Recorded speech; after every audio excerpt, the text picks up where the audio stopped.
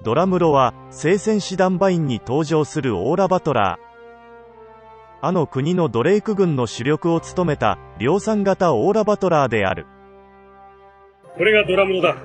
今夜私が使ってみせる。こんなロボットをすぐに動かせっていうのかよ。コックピットを見せてくれないか。協力するというのならな。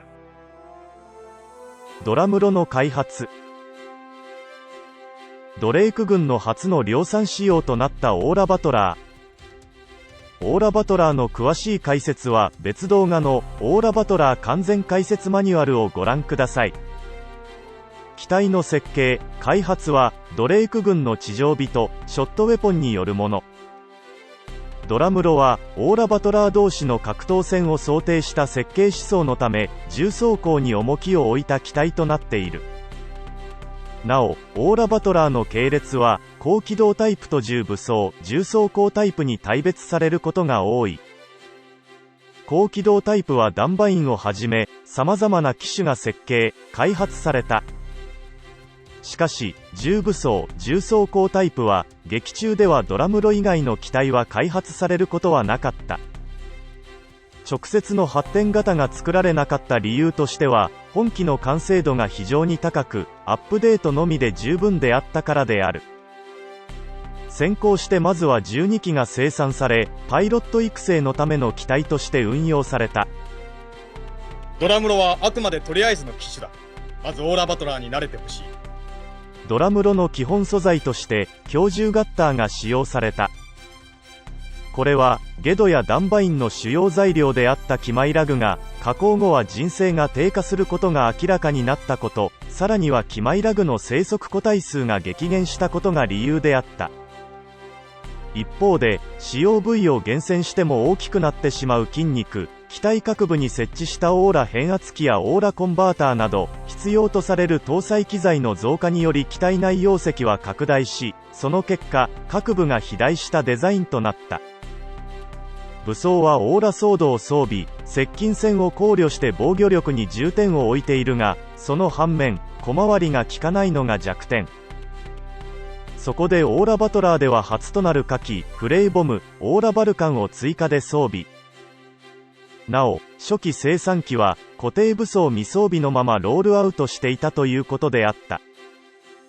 その原因は搭載予定のフレイボムと機関砲オーラ・バルカンの実用化が遅れたことによる。フレイボムのメカニズムはすでにオーラボム、泥に搭載した時点で完成されていたが、これを威力を低下せずに可能な限り小型化するのに時間を要したのだ。マニュピレーターにはコスト削減と製作工程簡略化のために3本の鍵爪を採用。接近戦ではこの爪で剣を受け止め、そのままフレイボムで砕くという戦法も得意とした。しかし実際に登場した機種からは汎用性が乏しく扱いづらいと評判が悪かったため、以降の機体では5本指のマニピュレーターに戻されている。脚部は機体全尾重量の増加によって接地圧を分散させるために接地面を広げた定状の構造へと変更された。コックピットも内装の各コンソールなどの配置は共通しているものの、ダンバインなどと比べるとややシンプルにまとめられている。へえ、モニターがある。パネルが正面か。意外とシンプルじゃないか。初期に開発されたオーラ・バトラーではあるものの、システムのまとまりやバランスもよく操作も比較的単純なため、後に一般兵にも扱える機体へと改良されることとなる。その際には必要オーラ力を落としながらも、新型のオーラコンバーターやオーラマルスに換装することで運動性能を向上させることに成功した。ドラムロの武装。オーラソード。ほぼ全てのオーラバトラーが携行する鋼鉄製の剣。刀身は鋭利でないため、切るというよりは剣の重さを利用して叩きつけて攻撃する。ただし本機のマニピュレーターは3本指の鍵爪のため保持力が十分であるとは言えなかった。フレイボム。手のひらに内蔵された別名火炎砲と呼ばれるナパームランチャー。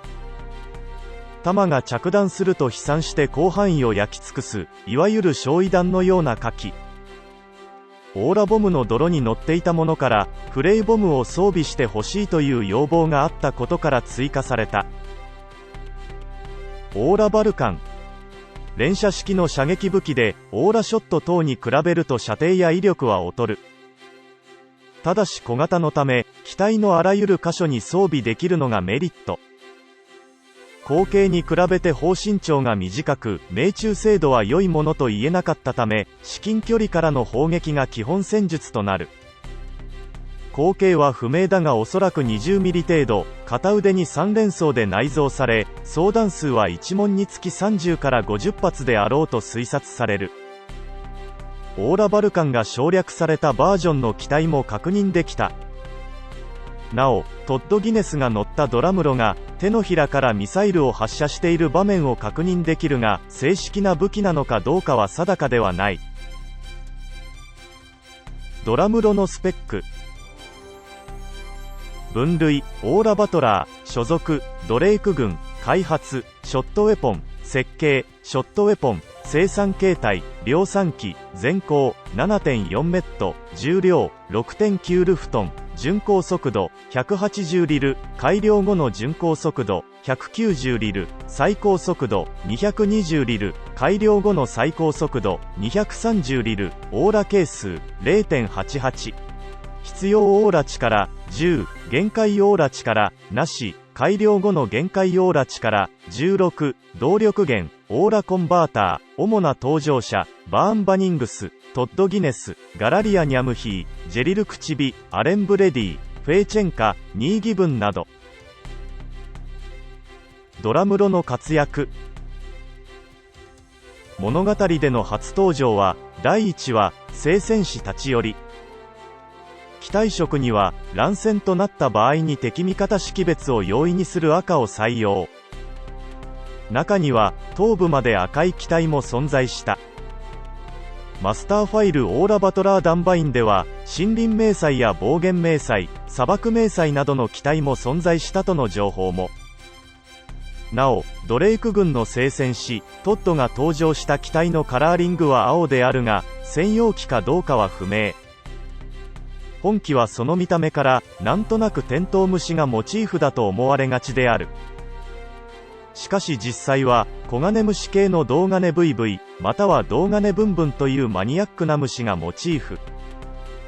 本機はドレイク軍だけでなく同盟国のビショットハッタの治める区の国でも量産されている。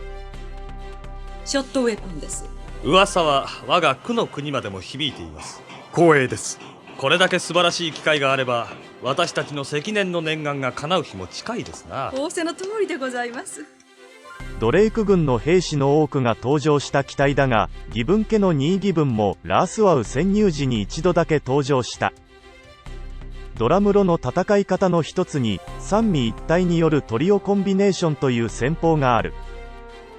目標の敵に対し3体のドラムロがフレイボムを同時に発射することで一つの巨大な火の玉を放つという攻撃方法だ。射程は約倍に伸び、破壊力もオーラシップに搭載されているオーラキャノンに引けを取らないというとんでもない代物である。ナの国のグランガランとの戦闘ではナの国のオーラバトラー部隊をこの戦法で壊滅させた。前方 30km 地点にグランガランの先鋒隊発見。トリオコンビネーション体制に入る。先鋒隊を砕いてグランガランに突進するぞ。本機は最終決戦まで運用されており、その背景には新型のオーラコンバーターに換装、必要なオーラ力を落としながらも運動性能を向上させることに成功したことが大きい。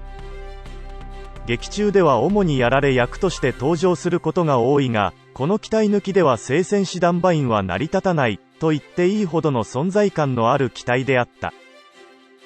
テレビ版本編ではドラムロの発展系が開発されることはなかったが、雑誌連載のオーラファンタズムではドラムロの発展系であるマサラグ、ガドラムという2種類のオーラバトラーが存在する。マサラグはドラムロの後継機として開発されたオーラバトラー。ドラムロからヴィランビーが開発されるまでの中間にあたるオーラバトラーとなっており、ヴィランビーの量産が決定したことにより少数の生産にとどまった。それに対しガドラムは見た目はドラムロに近い重装甲型のオーラバトラー。強獣ガッターよりも高い高度を持つ水星強獣グラバスの甲羅を素材に使用することでドラムロの装甲の3倍の強度を持っている。武骨で硬い装甲、鋭利で力強い爪、大きな翼を持つガドラムはドラムロ4機分に匹敵する能力を持つと言われたほど。ただし水星強獣グラバスの加工が大変困難であることから試作機が数機指揮官用に作られたのみにとどまった。ドラムロ系の重装甲型オーラバトラーはこのガドラムで頂点に達し、以降の重武装型の後継はヴィランビーの後継にあたるレプラカーンへと移ることとなる。ゲーム聖戦士ダンバイン聖戦士伝説にもこのガドラムは登場し、ゲーム中ではオーラソードやフレイボムなどドラムロと同様の武装が施されていた。以上がオーラバトラードラムロの詳細である。当チャンネルでは様々なアニメに登場する機体解説動画やキャラクター解説動画をはじめ企画動画など自称楽しい動画が目白押しです。ぜひ興味のある方は動画概要欄にある当チャンネルのリンクから好きな動画を探していただけると嬉しい限りです。最後に動画作成の励みになりますので、ぜひチャンネル登録と高評価をよろしくお願いいたします。それではまた別の動画でお会いしましょう。